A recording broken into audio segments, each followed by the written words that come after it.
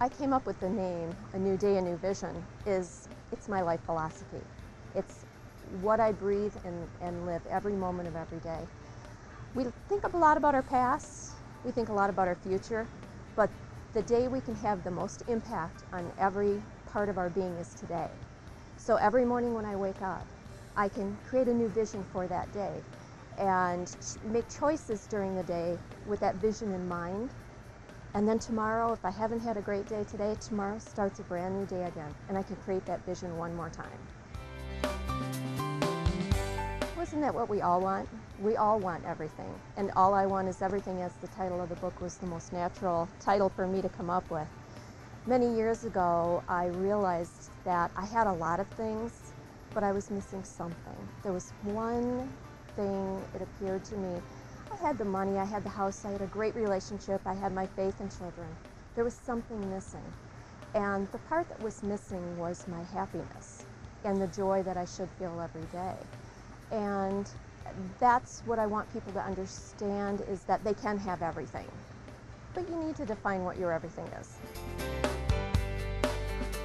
I wrote this book so I could share my 25 years of experience of living a joyous life.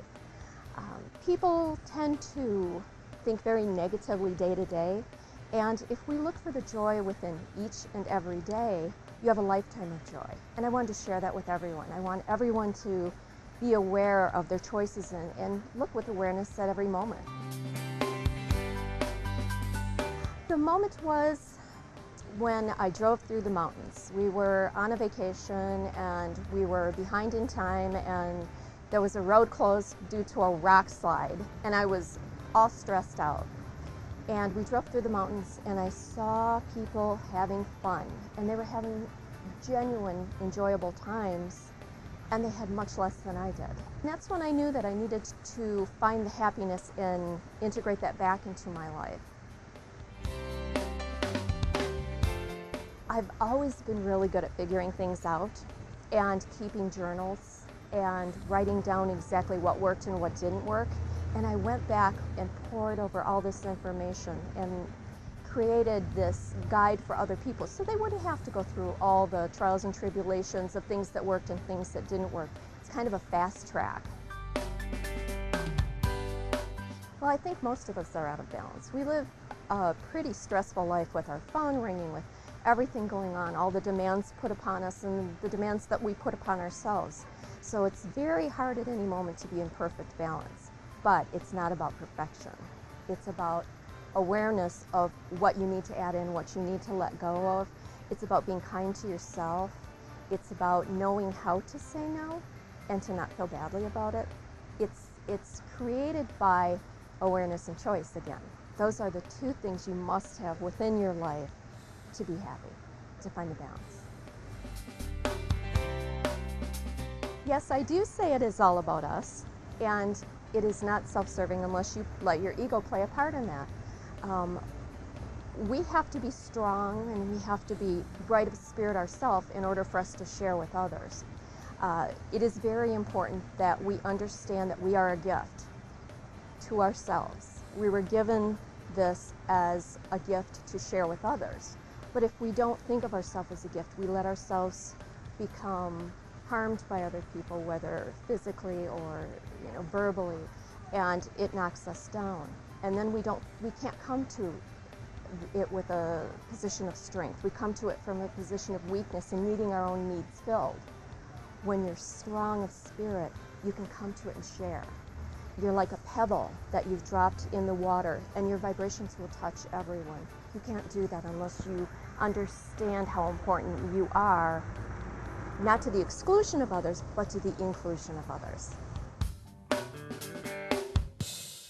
It's always a good idea for people to set themselves off a little bit by writing across the lines, edge of paper to edge of paper. In school, we're told to stay within the lines, fit in within the norm.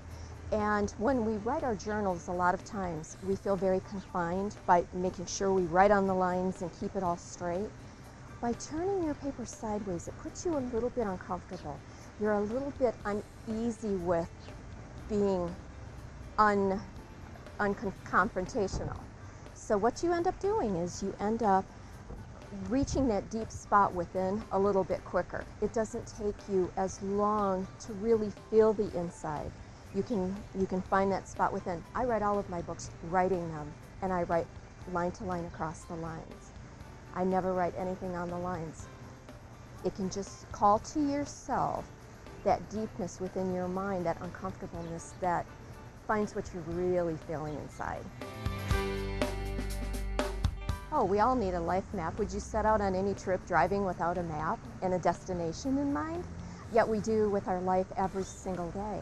I mean, you may want to end up your life happy, well-adjusted, have looked back over your entire life and appreciated those moments. And unless you have that map to refer to, it may become a blur. You may just be on the highway taking off and everything is going by you, and you get to the end of your life and you say, how did I miss all that? At what point did I not realize that my children were growing up, that my grandchildren were, growing up and aging, and how did I get this old? When you create a map, it stops you all along the way. And yes, your map will change. The map that you create when you're in your 20s or 30s might not be the same map as when you're in your 60s, but your destination, who you want to be, always remains the same. Most of the women that have gone through the book and done the questions become more aware, and that's really my goal with the book, is to make people aware that they have choices. They can determine how to live every moment of every day. Everything is a choice. It enriches their lives. I've had a woman tell me that her life went from ordinary to extraordinary and nothing changed with her. We can only change ourselves. As much as we'd like to change everyone else, we can only change our thoughts, our behaviors, our reactions to things. As I told you earlier, I've had women tell me that their husbands ask, why are you being so nice to me? Why are you so calm? Why don't you get upset anymore? You're just more enjoyable to be around. And I think we just all get so stressed out from our lives that if we don't make us a priority, that's what happens. It's just a general decline in our health, in our happiness, in the way we interact with everyone. You can have a joyous life. You can. It just takes a little bit of work. We all feel it's supposed to come naturally. Nothing comes naturally. You have to work at it. One of my favorite quotes is, a life is like a piece of paper on which everyone leaves their mark. My hope is that the mark that I leave on your paper will carry you to the end of your journey, happy. And when you leave this earth, it's with the knowledge of all the joy that you've seen. Every moment being, by choice, one that can be joyous and happy for you. That's what I would love to give everyone.